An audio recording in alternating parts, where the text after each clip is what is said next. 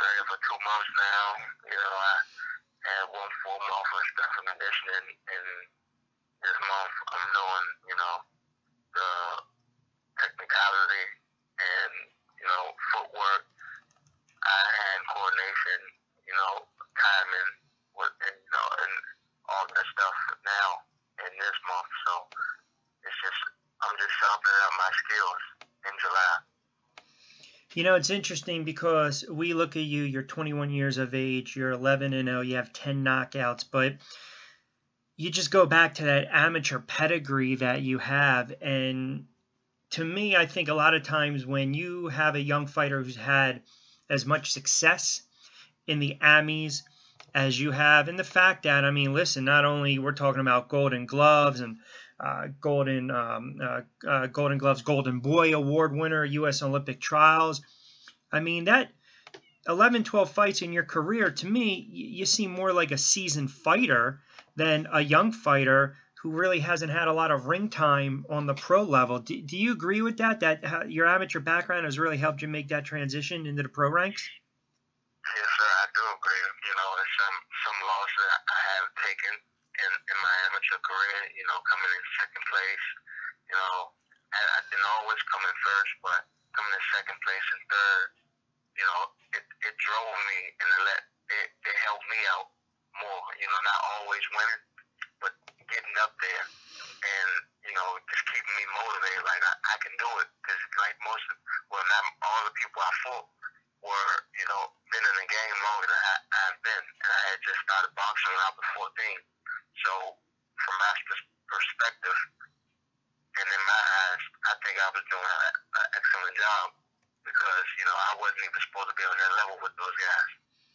No, it's a good point you make. And again, a couple moments with really one of the rising young prospects in the super middleweight division in the country. Jerry Odom joining us for a couple moments on Against the Ropes. He'll take on Vilier Quinonez for the interim WBC Fecarbox super middleweight title. How about this, Jerry? You know, you're 11-0 and you have 10 knockouts. And on the surface, people might say, hey, you know what? Okay, he's got some punching power. But the bottom line is, I go back to a fight I called that you had back in 2013 in New York against Eric Moon, where you just dispatched him. I mean, that was a first-round TKO. And I think people were wondering, okay, who is this kid? And then, boom, you reeled off a couple more early knockouts. But they didn't realize the first 5, 6, 7 fights of your pro career, they were all KOs or TKOs in the first round. And it was your last fight against Edgar Perez that actually went the distance. We'll get to that in a moment. But first and foremost, it is cliche to ask, but I will. Do you go looking for the knockout? Is your mentality just to get in the ring and just as fast as possible overwhelm your opponent? No, you know, I told, you know, many publishers, you know, that's not my goal, you know, to go in looking for the knockout, because if you're going looking for the knockout, it's not going to happen. So, you know, I go in and fight my fight, and if the knockout presents itself, I'll take advantage of the knockout. But if it doesn't, I know I have the will, and I'm trained and physically fit enough to go the rounds that I need to go. Yeah, and you mentioned being physically fit. You fought 2 6-rounders in your career. Both ended early on, obviously, victories for you. This is going to be an 8-rounder, but I want to get back to the Perez fight in April, a win for you, but it did go the 4 rounds. Was that just a matter of getting some rounds in? Did he pose any problems, any issues? What kind of adjustments did you make in that one? I mean, he didn't impose any problems for me. You know, he was just a determined fighter that, you know, go down, because I guess he, you know, seen my record, seen, you know, what I've done, and he was just one of those determined fighters. Like, I'm not going to get knocked out, you know, and I respect that. It didn't deter me from fighting. It didn't, you know, discourage me from, like, dang, I can't knock this dude out, because again, I don't go in looking for the knockout. He didn't go, so I finished the fight like I was supposed to. I boxed him, and, you know, I closed the show out.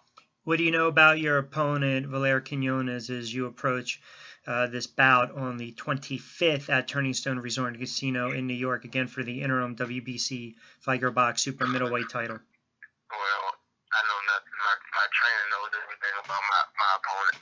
I I don't study my opponents. I don't look at film with my opponents because if the fight, each fight is different, Right. and each opponent they fight are different. So whatever my trainer points out his mistakes, he sees them on his own or his habits, and when he sees his habits, he comes back to me and tell me his habits, and then from there, I do what I have to do in the ring.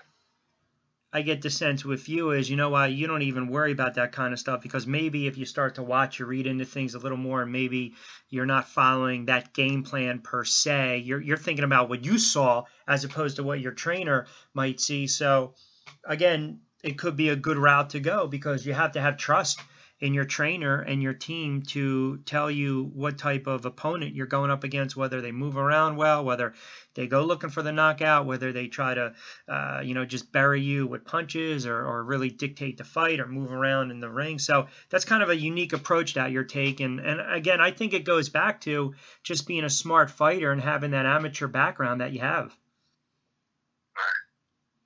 I want to talk a little bit about the fact that when we look at, quote unquote, boxing along the beltway and some of the rising young stars and young boxers, what does it mean? You're from Maryland, and we talk about some of the great fighters to really start over the last several years to come out of Maryland and represent boxing along the beltway. Do you take a little more sense of pride with that? Do you put a little more pressure on yourself where you just want to kind of be the best coming out of that area? Talk a little bit about that. First, I resided in Maryland. I'm originally from Washington, D.C., but, I don't look to be better than, the people coming out of my region or, coming up behind me. I just want to be better than me, I don't compare myself to nobody from the region, anybody that, I fought with in the amateurs or none of that, they're going to do their own thing. And I just separate myself because I'm different, And if I had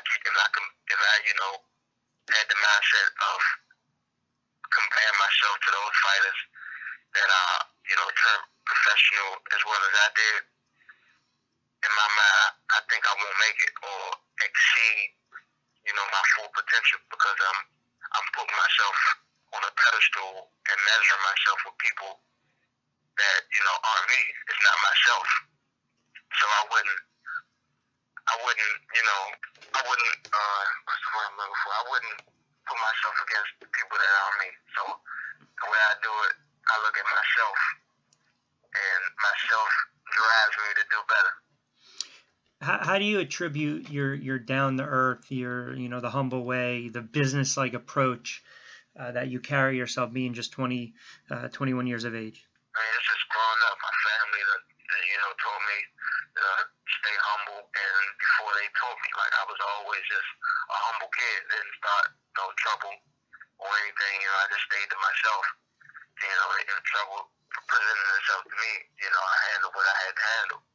But other than that, I was always a humble kid, and I pride myself on that because there's not a lot of people that are humble, that are in this sport, and they just get big-headed when they get a lot of money or whatnot. But I just think the people that surrounded me and took me and kept me the way I am, along with myself, because if it wasn't for myself, willing to do it, I wouldn't be as humble as I am, but I was willing to stay humble. No, it's a good point. Again, a couple minutes with Jerry Odom, a.k.a. the King's Son, 21 years of age, 11-0, possesses ridiculous knockout power that's produced 10 KOs. He joins us for a couple minutes on this segment of Against the Ropes. I'm Rich Quinonez, and no relation to his opponent, Vilier Quinonez. But how about fighting for the WBC Fecarbox? Because it does have a good affiliation with the big sanctioning bodies as well. So there is a little cachet. You get an opportunity, a little more jewelry, so to speak, to put away in the closet or in the chest. But the bottom line is a title's a title, and it can kind of, I believe that consistency and getting opportunities to fight for regional belts as a young fighter helps with getting more belts, more venues, bigger stages, bigger purses. How about the fact that you'll be fighting for a title? Yes, I mean, it's exciting, and I talked to my uncle and whatnot, and let him know that when I was younger, before I even started boxing, it's like this whole process is this deja vu. I had a dream when I was younger. It was just me, the stage, no ropes, and no people, and just lights. And that it felt like that this is all coming in full effect now. Now, as I look at it, like the ropes are going to be added, the people are going to be added, and my opponent is going to be added also. But it's just all me fulfilling that dream. Like it's already completed in my mind. Like the task is already completed. I just have to go in there and do what needs to be done. So, grasp what's there for me to grasp. That's great. It's a great mindset going forward and a great way to look at things. Two more quickies for you. You've been active thus far this year. It's your third fight. This will be your third fight in 2014. And we creep July, and depending upon how it goes for you, you've got a couple more months to close out the calendar year. What's the game plan going forward to close out 2014? I really don't know. My team has all that situated. I just train and do what I have to do. So whatever they have in line for me, I'm willing to step up and do what I have to do. And last one, for those who might not know too much about you, and I've seen enough of you ringside and in person to know that you are very businesslike, but I do sense that you have a little jokester side of you. Tell the listening audience something that they don't know of interest when it comes to Jerry Odom.